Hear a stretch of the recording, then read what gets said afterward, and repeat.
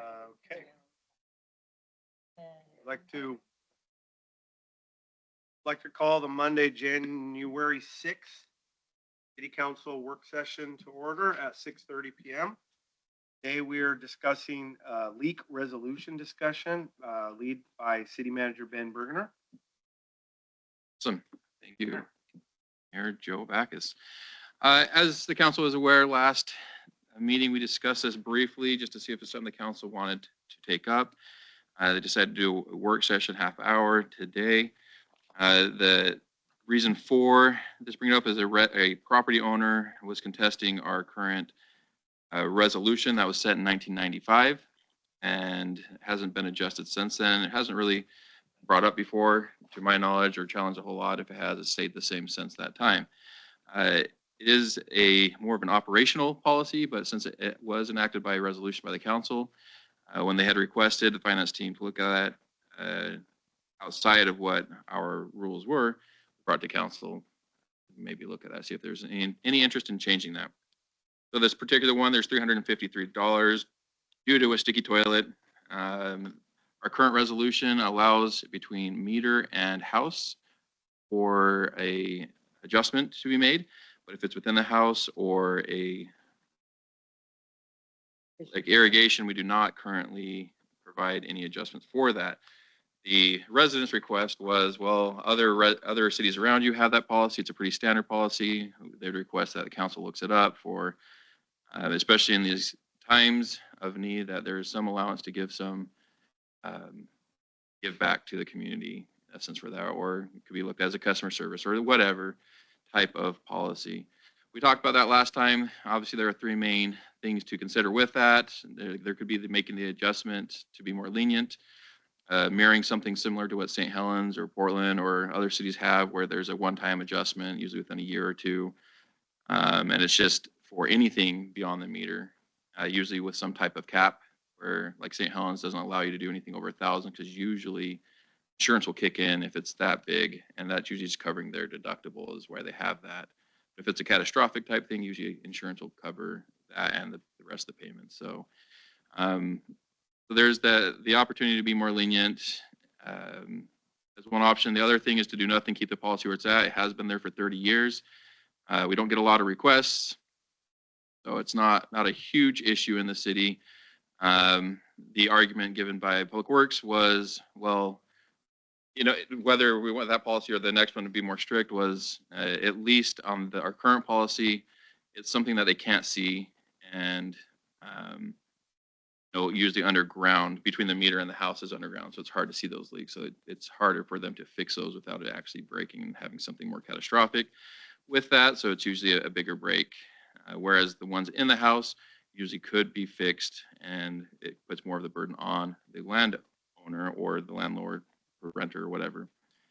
The third option being to go with a more strict type policy where they use the water, they should pay the fee. That way nobody else down the line is having to pay that fee from the residents. There's that effect, potential effect on the ratepayers. So anybody, whether it's their fault or not, to have that policy just be more strict, saying used it, pay for it. To the council, or the point of this workshop today, the recommendation from the staff was really, I mean, my first recommendation was this was an operational policy, and my request would be to consider maybe bringing those and policies like this that we could come back and redirect those back to staff, make an internal policy, and then in the future that still allows the council, if there's any objection or any appeals or something where it's not working, that the council could by motion help adjust some of those things. But even with that or without that, whether we stay with a council resolution, the idea is what type of policy does this council more favor? A lenient, something similar to what we have, or a more strict type of policy? Attached in the packets is our current resolution, the rules that St. Helens has for their adjustment, and there's also a letter from Harlow Vernwald, who was a property manager for the landowner who submitted the request, addition with the pointing to Portland's policy that they have adjusting as well. So that is what is included in the packet. I am really looking for a council discussion on this to get direction. I just add something real quick. Yes. We probably get one, maybe as many as two requests a month, the credits that we say no to. They were inside. So it's not that we don't hear it, we just don't have any data, say how many we have got. We don't keep track of that. Right. And as of the ones that we have made an adjustment, if their current policy, it's about $1,000 a year in total. They're not usually a lot of these that come through. So estimation, not knowing really what it would be, is we'd expect that to maybe double to 2,000, maybe 3,000 a year. But if it was a more lenient type policy, or the other direction would be zero, because we're strict with it. So it's not an overall huge budget hit. It is a budget item, and we could look at different ways to restrict or maximum allowances or whatever to help narrow that in still. Yes. So thank you for allowing us round to discuss it. I was reading in the recommendation, you said staff recommends that council consider amending this resolution and other similar resolutions to redirect operational financial policies staff. Question I have is, I know you've a short time, but viewing different resolutions have you already identified that there's other resolution that Yeah, we're the best practice really should be out of a resolution? right. A lot of them are just really old, and usually that was in a time where the council maybe had a little bit more involvement in their operations as it moved more to the city management, or as the city grew. I mean, there's lots of different reasons that goes away from that, but there are policies I've identified, as well as the staff has a list, and they're going to be able to go through more that they're like, yeah, this doesn't never make sense. We've always kept that, so we can assemble that. I'm not asking for any. It would be more directing the staff to come back with all of those together so we can review them with those. But this is just an example of where it really, I mean, the way I gave it to, and I don't remember who it was like, I'm allowed with my procurement to approve $75,000 purchases, but I have a $300 bill that I have to bring to council, and it seems like not the best use of council's time. Not efficient. Right. If we could really just have that, keep it within the operation side. But So it is good. It's a good moment or a good opportunity for us to really get with the council's view, though, to know what type of policy you're in more favor of, so we can go that route. So my thought, just my perspective on this was, you've already identified other types of issues that need more, should go under review and be reconsidered. Yes, I think put a list together, prioritize what that list is.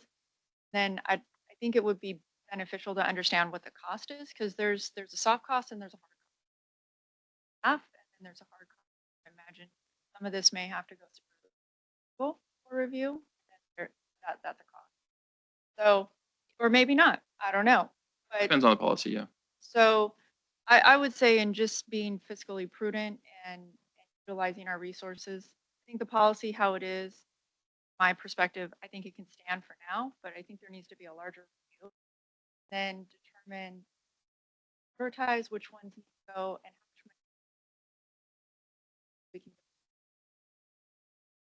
Maybe this is one of 20 and there's 10 that really are justified and like should be going to look at and readjust it. And then we go with that, and then get other, what it, an idea. I'm trying to look at it. I'm trying to look at the issue we have at hand and see would that qualify, because wasn't that some pipe broke. Someone had been living in the house, they probably would have caught this and it wouldn't have gone on. But that's also their responsibility to have someone checking on it, working on it, and knowing, they could have stopped it. It wasn't a leak to know about. And so I'm like, is it going to produce gray areas where like you talked about before, trying to be fair, you're for one instance, you're going to issue a credit, and another one you may say no, but is it going to be easy to keep it black and white, or will there be gray areas? I do like looking at the Portland one, you know, how it talks about we're investing in customer service improvements, we're constantly investing ways to improve these from happening, you know, with our meters and such. So, and I think we do a really good job of sending out in our newsletter ways to help prevent water usage throughout the winter, how to use less water. I mean, we're constantly trying to help them cut back on their bills. I would like to definitely continue to look at those ways front end. But I do like looking at things if they are over 30 years old and seeing how other cities are doing them and bringing them to us and see if it's worth making the change. It's nice to know how often this would come up. I still don't know, even under St. Helens's use, would that have qualified? It would have. Usually in a policy like St. Helens, it's not so so they allow anything. You just have to prove that it was fixed. So there was actually something broken. They can't just claim, you know, and they're trying to avoid somebody from filling up their pool and just saying, hey, I want my bill adjusted. It's unusual. No, you have to show that something was fixed. And we had talked about that. There are ways you could probably lie about something like that, where you just go to the store and buy some stuff and you return it later. I mean, there are ways you could get around it on any policy for sure. But we had also talked about last time, you'd mentioned when we get the meters installed, we could look at something where, I mean, this is a great example where the staff actually did even notify person like, hey, we got a leak, but there's still a huge bill by the time they're able to get it fixed after the first attempt of them fixing it. So, yeah, they're on the lenient policies, it's usually less questions asked, but you only get a one-time exception. And in St. Helens, it was a max of 1,000 for every 2 years. You only get to have it once, so you can't really abuse it, other than maybe a one-time exception if you really tried to, you were lying about it. Even then, it's within some bounds. So yeah, on those more lenient ones, it's usually you have to provide the documentation and just show that there was something fixed and that it was a leak in your property, and it hasn't happened in the last 2 years. So it's not a lot of staff time. It'd be the same as the current one we have right now, where we require them to have documentation, show that there was a leak, that it was fixed. My understanding of this one is it was the renter that was in the property. Landlord gets the bill and pays the bill. So get their bill and they can see why. And our resolution only allows right now from the meter to the house. Right. Well, I mean, one thought is to look at, extend that to within the house with qualifications maybe, but I get that ones outside or under the ground, usually frozen or some type of break in a pipe or pipe inside the house, do more damage because the house could have get insurance and be covered by insurance minus deductibles. So yes, That's fair. Ben, do we know at what point this would have an impact to the city and other ratepayers? And should we cap it? Should we cap a max amount per year that we're able to comp those things? I mean, we could put that as a safety precaution when we first come up with a new policy. If we went for the more lenient one, but we wanted to make sure it's not more than 3,000 a year, and then it's like once you hit that, sorry. That the only concern I'd have with something like that is, well, why did they get, not me, just because you put a cap on there? I had a disaster. I don't know if there's any legal standing behind that, but I could just see it causing some. So I look at it a little bit opposite. If we have a policy already established that a governing body passed that says that we do have a cap and that we have criteria for comping these things that's in writing, that's how you avoid favoritism claims and discrimination claims. So that would be my concern, is that we do adopt a policy that has clear criteria for granting these things, so that we don't have, especially if we only have 1 or 2 staff members that are reviewing these, we give them a safety, we give them an umbrella from those types of claims. Right. If we did it as an internal or as a council, it would be clear and objectable. We don't want anything that really has a lot of leniency in there. It would be, this is the criteria you met or you didn't beforehand. And I guess if you had a yearly cap, we could go with that and they'd know. I mean, nobody looks at that ahead of time. They're just like, oof, this happened. And if I qualify, it would, depending on the time of the year, if we had enough claims come in or not. Mm-hmm. Well, it's always been that you only do 1 month. Right. You can see it might be a month and a half before you notice it. after one. Till it's,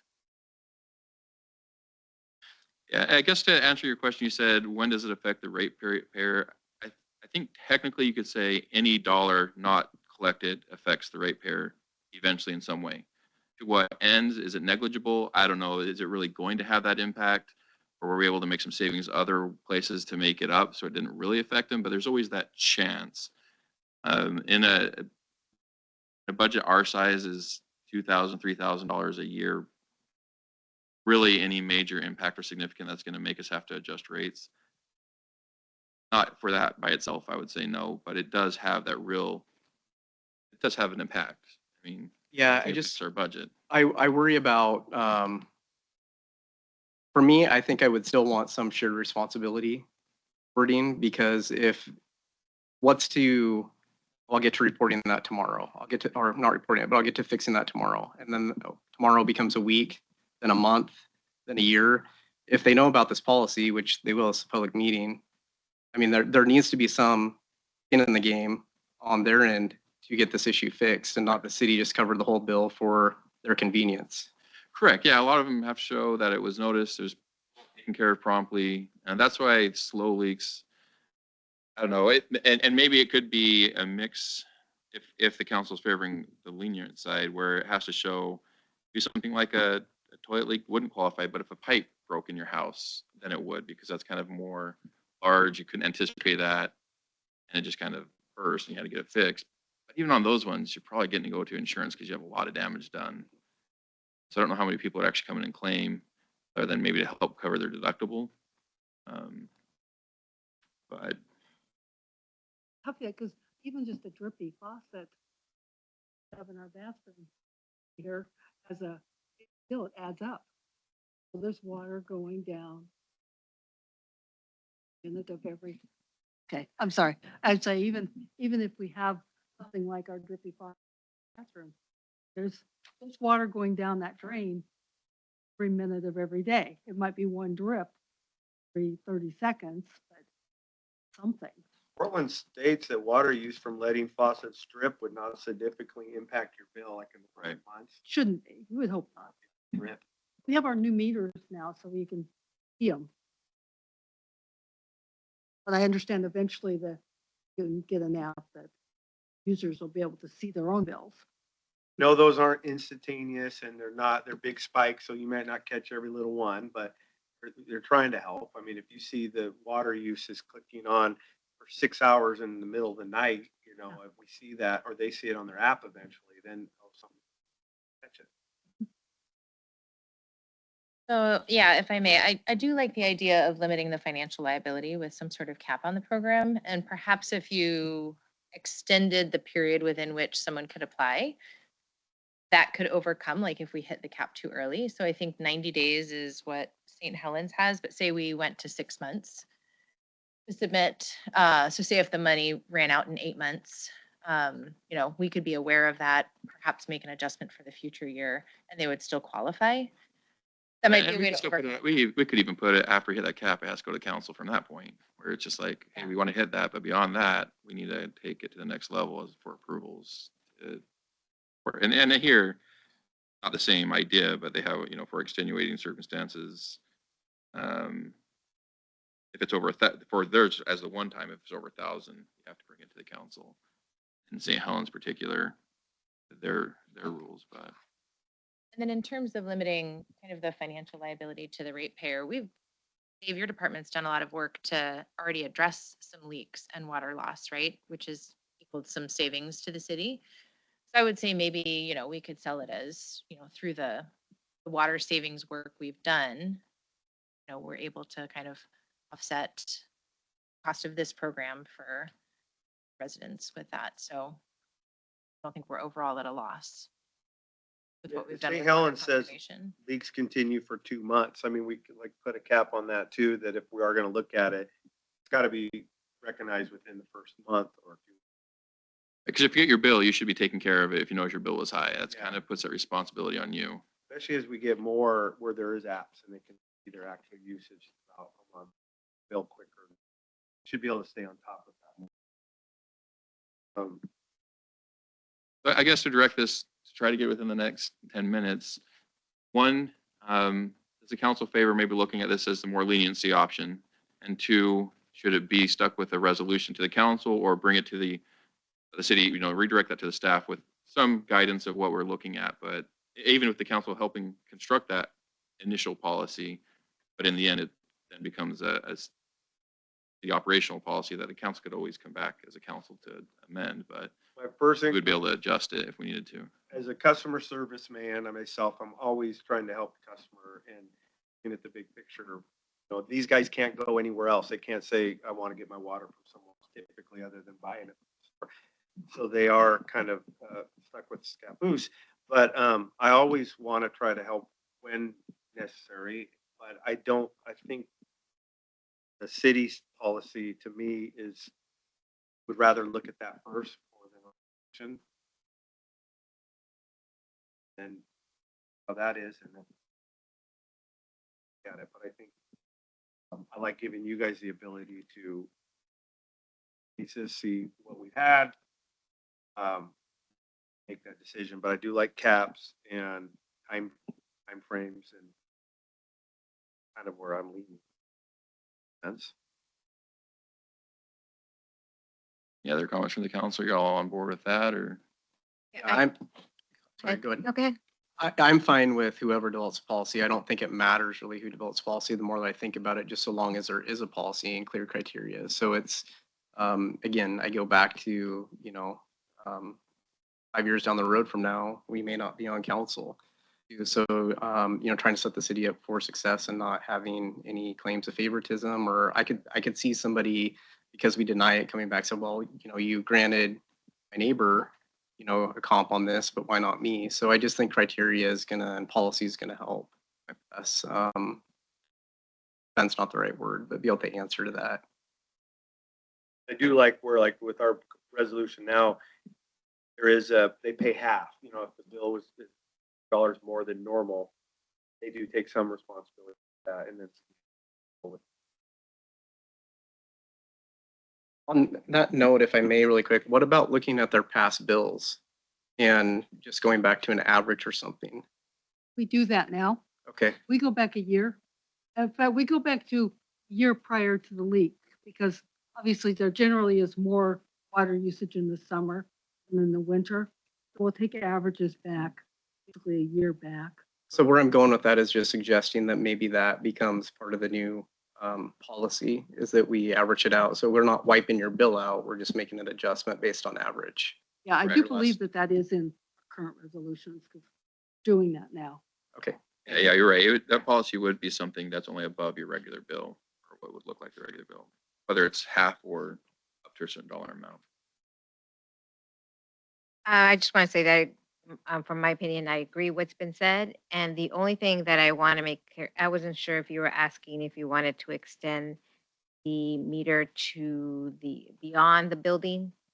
But I think we should just keep it like the way it is. That's from the meter to the building. I think it was mentioned to in the home. I think that's you're opening up a whole different kind of worms. Get closer to into the inside. You asking that? Yeah, that would be the option of whether we keep it the same or go for a more lenient type of policy than we currently have. So more lenient would be involving inside the house and pretty much any type of disaster that caused a severe leak for them that we would look at. There's just so much. I think you're going to get so many other types of scenarios, my opinion. But I believe in the leniency, but there has to be also, somewhere that we draw the line. So, Direction. yeah, I guess at this point, it sounds like we're fine with whether it's a council policy or a city policy. I want to hear from anybody, but regarding the policy itself, should we go for this particular one, more lenient or keep it the same? Should we allow things within the house and irrigation, just make constraints where it's a one time within 2 years, or let's just keep our policy the same? In that case, we probably just leave the resolution where it's at.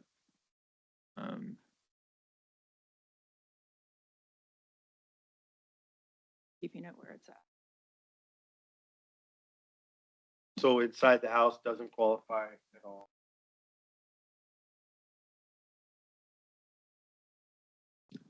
I'm good with that.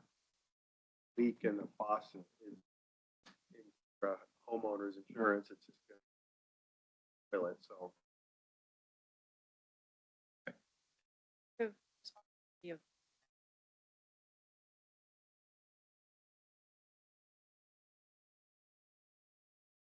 Good, or you don't. There, make sure someone else. Exactly. Return. But, is the CAT team, Columbia, do they look at, I mean, I know they help bills at times. Do they help in this situation ever if there's large bills to help? Community Action doesn't have much money at this point, so they did have ARPA funds a year ago. They really don't have money with bills or leaks. Salvation Army does some, but they don't do much as far as leaks. Pretty much people that just can't pay tomorrow when we tag their doors.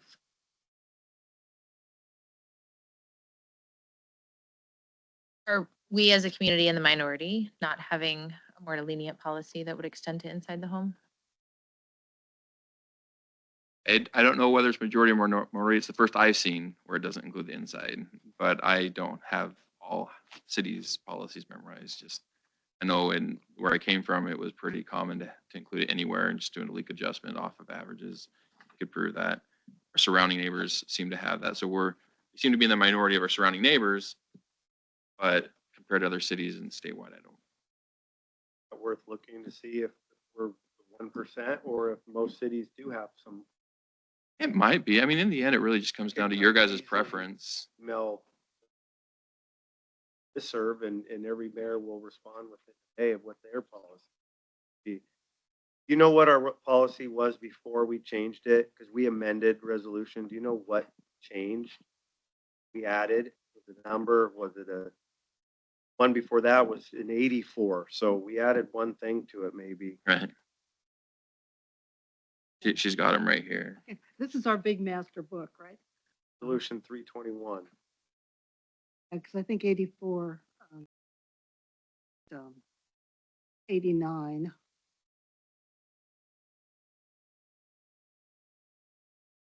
I don't think I can look at that. I probably should get back with you on Yeah, that. I'm gonna run out of I'll time. look at that too myself, but you want to know if we're the only one in the state that doesn't, then it's something to me. Yeah, we can send out that to a listserv. The recorders probably get back to us pretty quick on that as well. Susan gets a really good response through her listserv on what their policy are, and if we really are in a minority, we can bring it back. If not, at this point, I'll just leave our resolution as is because bringing a whole resolution just to bring it back to staff, but we're going to keep it anyways. It's just I don't know, not the time to do so if we're not changing anything. So I'll leave it as is for now, unless we get some substantial. Else? Okay. Session adjourned. 1 minute.